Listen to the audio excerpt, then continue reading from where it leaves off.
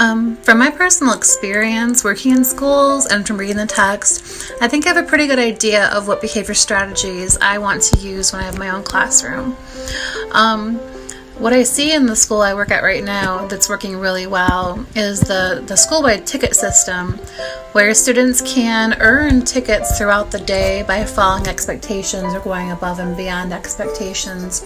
Those tickets are entered into a drawing in each classroom, and the Star Student of the Week is chosen for each classroom in the school. Those kids get to go down to the principal's office and choose a prize for being Star Student of the Week, and their name is announced in the morning announcements. Those kids are then entered into a drawing to become Star Student of the Month, and the Star Student of the Month is acknowledged at a school-wide assembly where they receive a certificates and they get a pencil pouch with some really cool school supplies in it.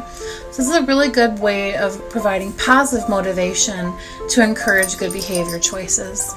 Another thing that I have noticed in the classrooms is a lot of the teachers, at least for kindergarten and first grade, especially, and some second grade teachers, they use one of those red light, yellow light, green light charts in the classroom where they can clip up a student or clip them down depending on the choices that they're making.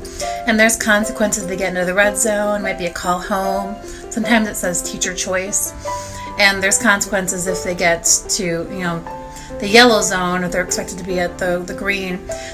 There's rewards if they get to the green zone also. And I think that varies from teacher to teacher.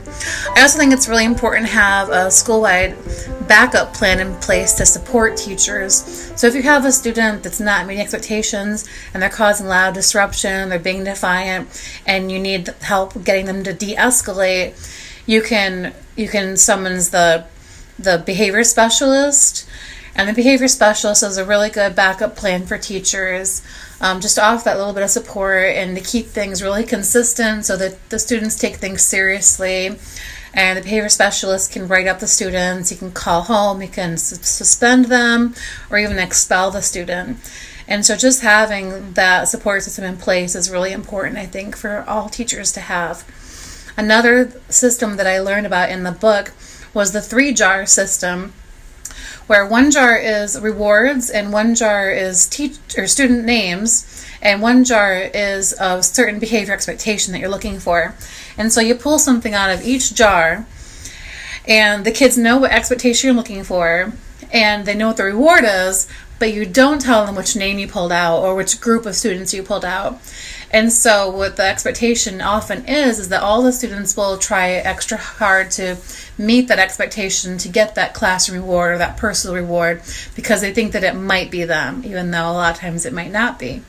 But they're more likely to behave if they know there's some kind of reward in place or a consequence set up.